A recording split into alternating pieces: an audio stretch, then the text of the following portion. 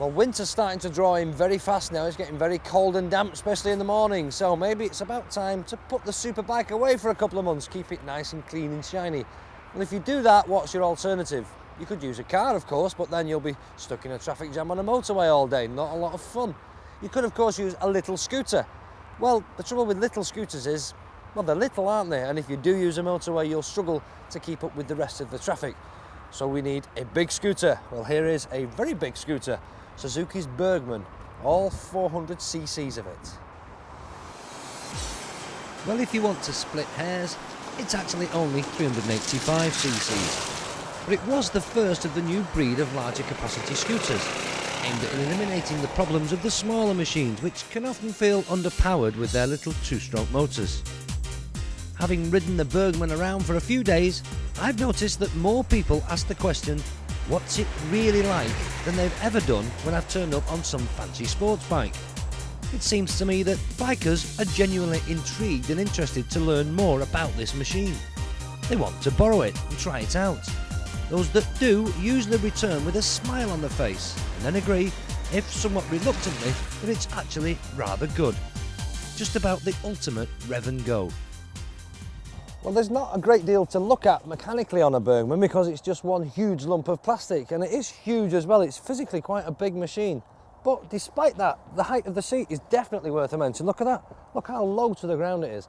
Now that can be a problem on even the smallest of scooters, little 50cc scooters. Just because they've got a small engine doesn't mean they've got a low seat height. Some of them are actually quite tall. But on this, despite its large capacity and big physical size, no such problem. So short riders, no trouble at all. If I just pop it onto its main stand, we can just have a closer look at the actual brakes on it because they're definitely worth a mention.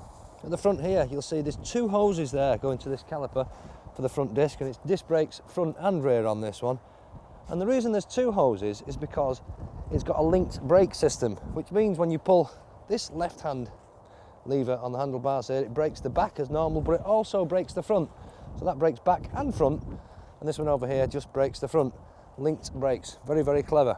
As I say, you can't see anything mechanically on this, but under there is the engine, 400 cc's, single cylinder water-cooled engine, and it actually lies flat, sort of along the chassis really. The cylinder goes that way.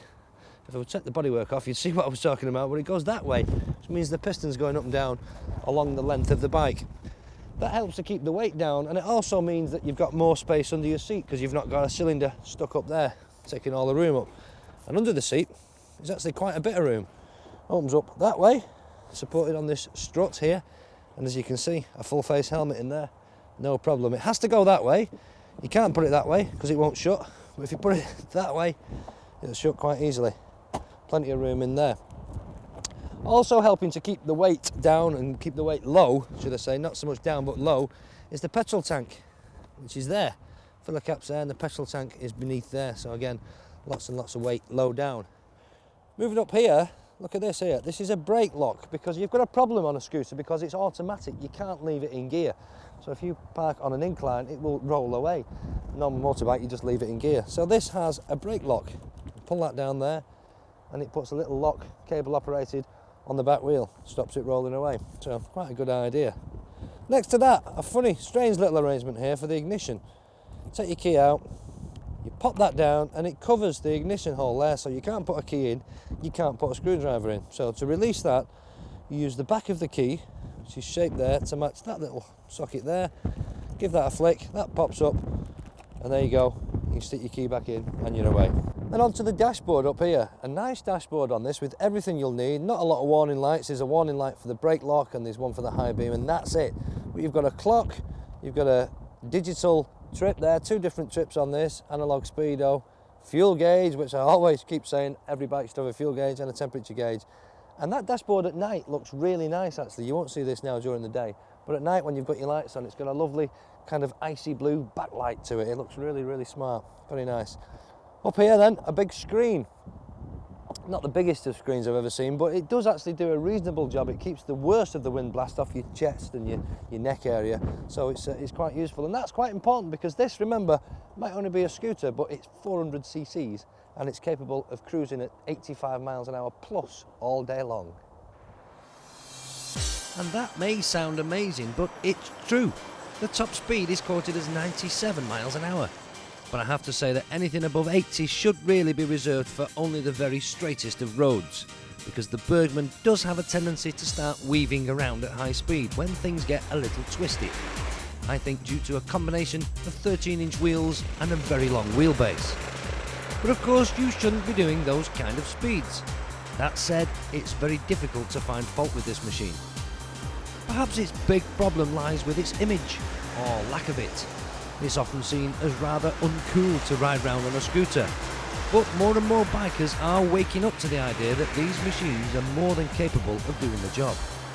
I'd say swallow your pride, try one out, you might just like it. You know, I really do like this Burgman. I don't mind admitting it. And I think it's the only scooter really at the moment that's got any real respect from the bike world, if you like. But it's very comfy. You could sit on this all day long. You can put your feet up there, the old feet forward riding position. You can have your feet down there, big comfy seat. There's even a backrest there for the rider, so you're not going to get a sore back.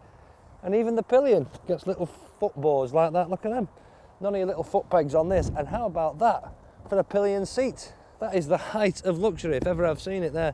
Fantastic seat that. That's bigger than the whole seat on some of the sports bikes that I've been on. I mean, that is superb. And a nice little backrest there for the pillion, so the pillion isn't going to fall off the back. You could notice on this one that it's had a little rack fitted. That's a little aftermarket accessory because, of course, this is a second-hand machine. This is done just over 3,000 miles from new. And if you wanted to buy this one, you could save £1,000 on the new price. This is on offer at just £3,500.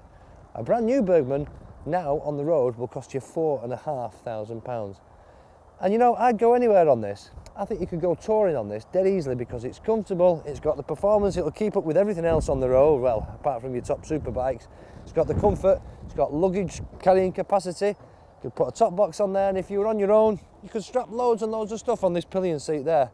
Take anything you needed with you. I think my next touring holiday could be on a Suzuki Burgman because really this is all you'll ever need. Unless, of course, you've got a mate like mine who happens to own one of these. Alan, are we ready?